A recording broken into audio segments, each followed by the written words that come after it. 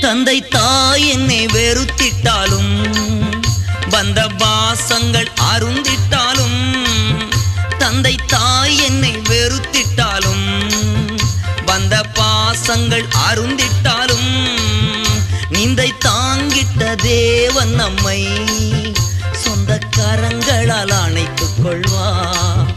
விசுவாசத்தினால் நீதிமான் பிழைப்பான், விசுவாசியே பதறாதே.